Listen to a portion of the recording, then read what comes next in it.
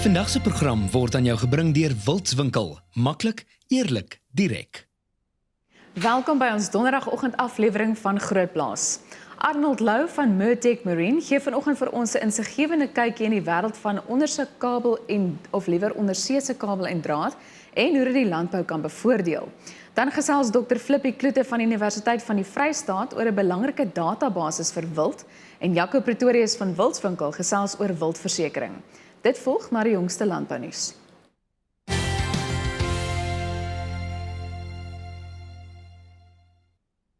Laarveld Agrochem. Saam boer ons vooruit. Goeiemôre. Renosterstropings in Suid-Afrika het in 2016 met 10,3% afgeneem teenoor 2015. Volgens die Departement van Omgewingsake is altesaam 1054 renosters in 2016 in strooptogte dood. Daar is egter 2883 verwante renosterstroping voorvalle aangemeld. 106 renosters is in 2016 na privaat grond verskuif om strooptogte te stuit. Die eerste voorvalle van die herfskomandowurms op aartappels is in die Loskopvallei aangemeld. Die aartappels was geplant in wisselbougrond naby konvensionele nie-GM-mielies wat met die herfskomandowurm besmet was. Boogrondse stingels en groeipunte is aangeval en wurms het ook in die knolle getonnel. 'n Makadamia beskermingsprogram is by die Universiteit van Pretoria bekendgestel om innoverende oplossings vir siektebeheer te vind. Die program is 'n projek van die Universiteit se Instituut vir Bosbou en Landbou Biotehnologie en die Suider-Afrikaanse Makadamia Produsente Vereniging. Suid-Afrika is die tweede grootste makadamia produsent ter wêreld. Intussen word rekordpryse vir plaaslike makadamia neute in die vooruitsig gestel. Green Farms Nut Company, Suid-Afrika se grootste privaat verwerker, raam die gemiddelde neutkern verkoopsprys op tussen $16 en $17 per kilogram. Die vraag na makadamias neem veral toe weens die gewildheid van plantproteïene en vette onder China se groeiende middelklas. 'n Studie om die ekonomiese rol van leeuteling in aanhouding in die privaat wildsektor te bereken is pas voltooi. Die studie onder leiding van professor Melville Simon van die Universiteit van Noordwes toon 'n beduidende impak op die ekonomie, werksgeleenthede en bewaring. Daar is tans sowat 300 leeutelingsfasiliteite in Suid-Afrika en 8000 leeu's in private besit op plase. En kelderwerkers by die Nui wynmakery in die Robertson omgewing pluk nou die vrugte van 'n bemagtigingsprojek. Keer om landbou beperk is in 2010 van stapel gestuur. Die bekroonde Nui Muscadel wynreeks gebruik tans slegs die muskatdruiwe wat deur die projek verbou word. Vandag se landbounuus is aan jou gebring deur Laarveld Agrochem. Saam boer ons vooruit.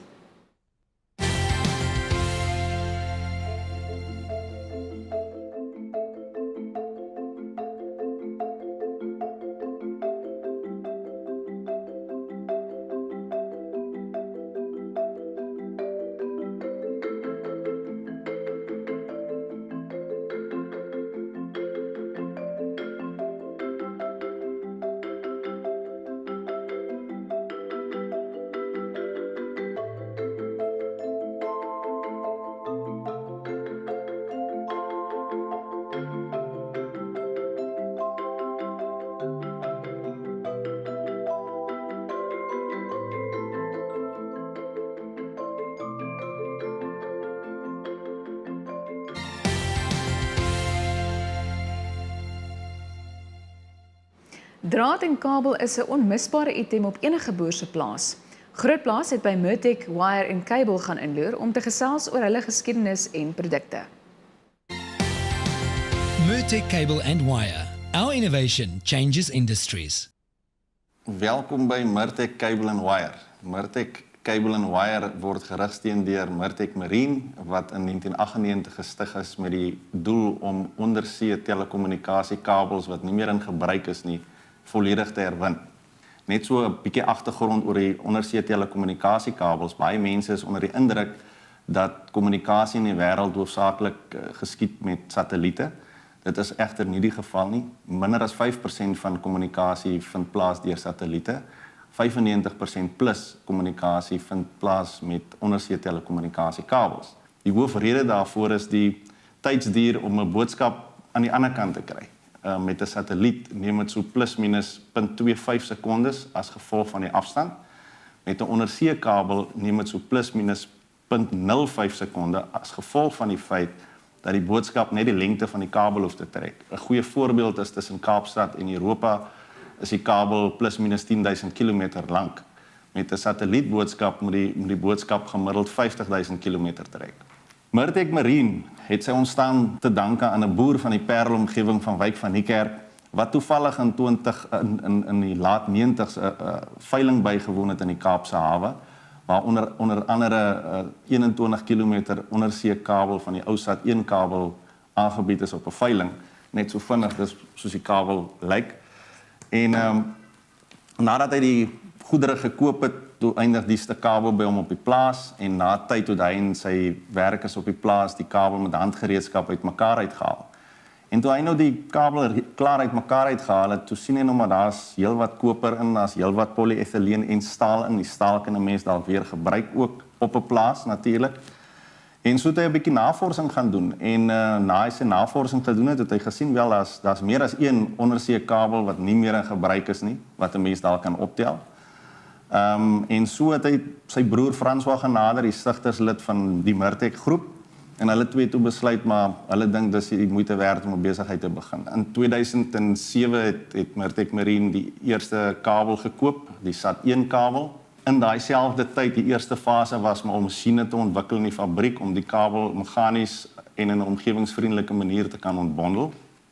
Saam met dit was dit ook om te sien watter skepe ons kan gebruik om die kabel op te tel. So in 2007 toe is die eerste kabel gekoop, die SAT1 kabel, en in daai selfde tyd het hulle die masjiene gebou en toe in 2009 toe ontmoet Murtek Marine Hollandse maatskappy Wind en ons het toe met hulle onderhandel en ooreengekom dat ons toerusting sal verskaf om op die skip te sit. En dis maar hoe ons optel op die see begin doen het. Sedertdien het ons die Lida skip ook gekoop by hulle en nog twee susterskepe, die Leila en die Aniek. En ja, en dit is hoe die besigheid verder ontwikkel het. Sedert 2009 het ons alreeds 25.000 kilometer ondersee telekommunikasiekabel opgetel uit die see en ons fabriek gebring om te ontbondel. Ons het ook die komponente bemark. Die komponente is koper, polyethyleen, aluminium en staal. Die staalkomponente het die ontstaan van Murtek Cable and Wire tot gevolg gehad. En ons is baie suksesvol sover in die landbouomgewing, onder andere met staalkabel en verskeie draad. Soos ons wortels wat uit die landbou uitkom met die stigterslede, ons glo ons weet wat die behoeftes van landbou in Suid-Afrika is wat draad en kabelbehoeftes betref. So as u 'n behoefte het vir 'n ekonomiese alternatief, kontak Murtek Cable and Wire gerus. Murtek Cable and Wire. Our innovation changes industries. Hier is die jongste wildkalender.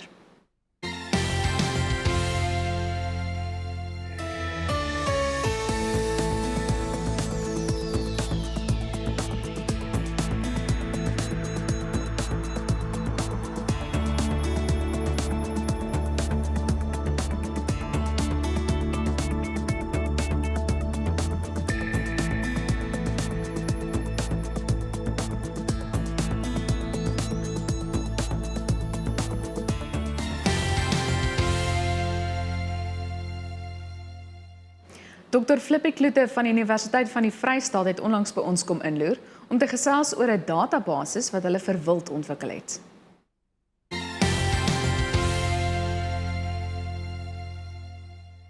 Hoewel die ongekende groei in die Suid-Afrikaanse wildbedryf tot voordeel van die bedryf en die groter ekonomie strek, bring dit ook sekere bestuursuitdagings mee. Ons gesels met Dr. Flippie Kloete, landbouekonoom aan die Universiteit van die Vrystaat, oor die belangrike rol wat 'n databasis vir wild in die bedryf kan speel. Goeiemôre Flippie. Môre Elsa.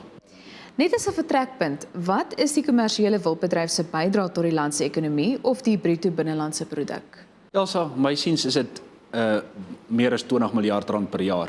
As ons gaan kyk na die jagbedryf, dit sluit dan natuurlik in die biltongjag en trofeejag, dan praat ons van ongeveer 8,5 miljard rand per jaar. Lewendige verkope, jou amptelike wildveilings is 'n verdere 2 miljard rand per jaar wat ons oor die 10 miljard per jaar bring. maar dit is wel bekend dat die amptelike wildveiling slegs ongeveer 20% van totale lewendige wildhandel in Suid-Afrika verteenwoordig. So as ons dit ekstrapoleer, dan is dit 'n verdere 10 miljard wat ons oor die 20 miljard per jaar bring. Dit is uitgesluit jou wildsvleis wat 'n aansienlike komponent is, asook jou wildgebaseerde toerisme. Maar ongelukkig het ons nie betroubare beramings wat die laaste twee betref nie. So wel in meer as 20 miljard per jaar. Wat is die doel van die databasis vir wild wat julle ontwikkel het? Die doel van die databasis is maar bloot om inligting daar te stel vir die bedryf. Ek dink een van die bedryf se grootste uitdagings en tekortkominge is die gebrek aan inligting. So ons het maar bloot gegaan met die idee om 'n databasis te ontwikkel om 'n gedeelte van hierdie leemte binne die bedryf te probeer vul. En wat behels die inhoud van die databasis? Die databasis is spesifiek gefokus op die versameling van inligting wat betref lewendige handel in Suid-Afrika en dan nou spesifiek statistiek rondom amptelike wildveilings in Suid-Afrika. So die inhoud van die databasis is ons gaan kyk na spesifieke inligting wat op veilings verhandel het en ons breek dit af per lot. So ons vang data vas in terme van individuele diere wat verkoop is, het sy in groepe verkoop is, vroulike diere met bulkalwers, met kalwers of lammers en dan gaan bereken ons 'n prys of ons bepaal 'n prys per spesies per veiling. Ons bereken 'n gemiddelde prys per veiling, 'n hoogste prys per veiling. Ons werk dit na 'n provinsiale gemiddeld toe per maand, landgemiddeld per maand en dan natuurlik 'n jaarlikse gemiddeld per provinsie per land. So dis 'n redelike omvangryke database sover as dit lewendige handel in Suid-Afrika aangaan. Is dit 'n ingewikkelde proses? Dis 'n proses wat met baie uitdagings, gegeewe die veranderinge in die bedryf. Daar's voortdurende veranderinge in die bedryf wat dit uitdagend maak in terme van om die data vergelykbaar oor tyd te kry. So ons moet gaan kyk na wat is die veranderings en hoe kan jy aanpas daarbey sodat jy jou data vergelykbaar oor jare kry sodat jy tendense kan trek wat sinvol is. So dis een van die groot uitdagings wat dit betref, ja. Is daar enige ander uitdagings wat gepaard gaan met hierdie proses? Ja, ek dink die grootste uitdaging gaan oor standaardisasie van die data, want dit is die belangrikste vir ons om daai data te standaardiseer sodat wanneer jy besluitneming daarop wil maak of hoe ook al ewer dat jy data het wat oor tyd strek wat jou kan help, ja. Flippy, jy is ook betrokke by die Southern Africa Wildlife Advocacy groep. Vertel ons meer hieroor en jou spesifieke rol by die inisiatief. Ja, die Southern Africa Wildlife Advocacy groep het sy oorsprong gehad by 'n werkswinkel wat deur Wildbedryf Suid-Afrika en 'n paar ander navorsers aangebied was. Tydens die bepaalde werkswinkel het hulle navorsers en ander rolspelers uit Suid-Afrika, ander dele van Afrika, Europa en die Verenigde Koninkryke genooi en die doel was nou regtig geweest om 'n navorsingsagenda daar te stel gegee die behoeftes van die bedryf. En daarna die stigting van die Southern African Wildlife Advocacy Group. Nou, die doel van die groep is hoofsaaklik nog steeds om 'n navorsingsagenda daar te stel, gegee die behoeftes van die bedryf, maar ook om navorsingsinisiatiewe te koördineer en samewerking tussen verskillende navorsers, het sy in Suid-Afrika, die res van Afrika, Europa en die Verenigde Koninkryke beter te kry of beter te maak, daai bande te bou.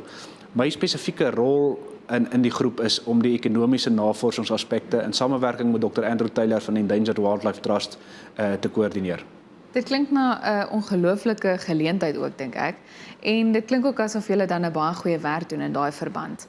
As jy 'n paar positiewe punte sou uitsonder van die bedryf, wat sou dit wees? Soos ek gesê het, ek dink ons het 'n bedryf wat baie goeie bydrae lewer tot die land se ekonomie. Dit maak 'n baie goeie bydrae tot werkskepping. Dit spreek tot die nasionale imperatiewe van voedselsekuriteit en oor die algemeen dink ek is 'n baie volhoubare bedryf wat gegee ons hulpbronne is ons uniek tot die res van die wêreld en ek dink as ons dit uitbou kan ons regtig 'n betekenisvolle verskil maak. Ek is geneig om met jou saam te stem. Baie dankie. Baie dankie, Elsa. Dit was Dr. Flippy Kloete, landbouekonoom aan die Universiteit van die Vrystaat.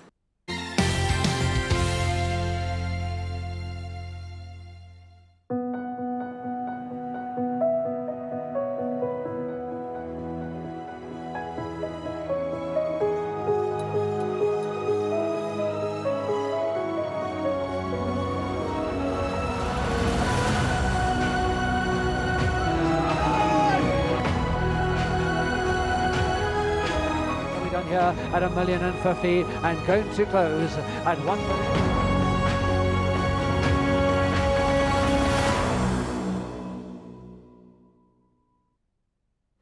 Wildversekering is 'n aspek wat al hoe belangriker raak in die wildbedryf.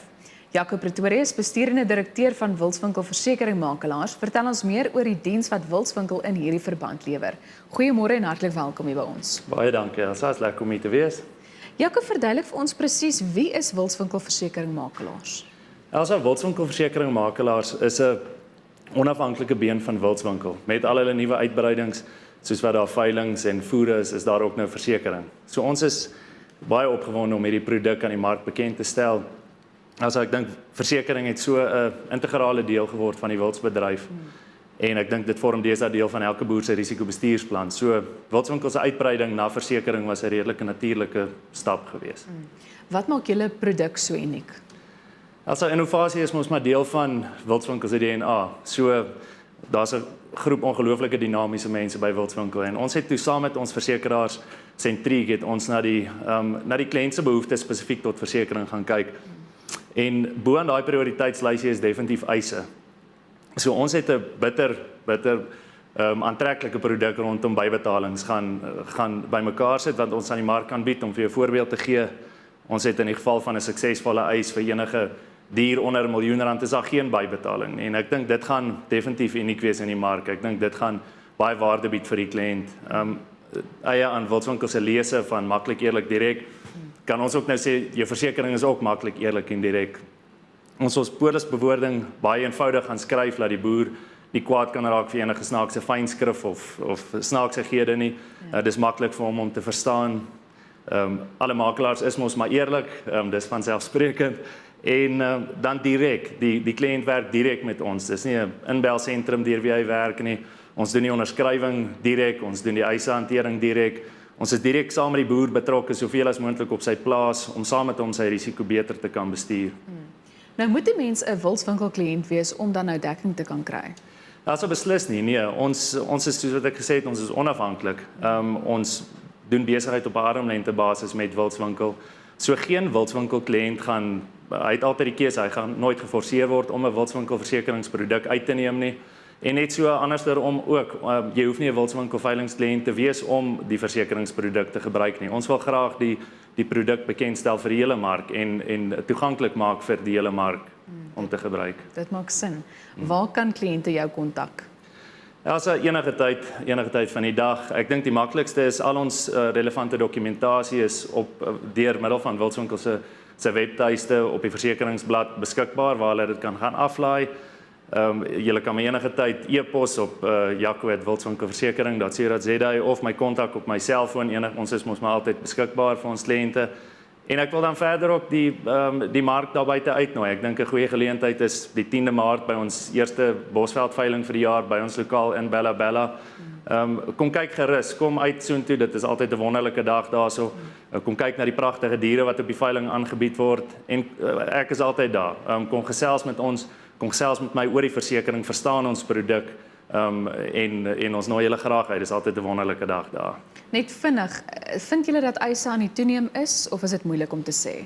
Also ongelukkig, ek dink omdat ons die diere so baie hanteer, is daar so definitief 'n toename in eise. En ek dink dit is belangrik dat die bestuurders op die plaas ook deurganklik kommunikeer met hulle eienaars en seker maak hulle verstaan die vereistes van wildsversekering en hoe dit gekommunikeer moet word. Nou maar goed, ons sê vir jou baie dankie dat jy nou vanoggend hier by ons kom inloer het. Baie lekker geweest, dankie. Dit was Jaco Pretorius van Wildswinkel Versekeringmakelaars.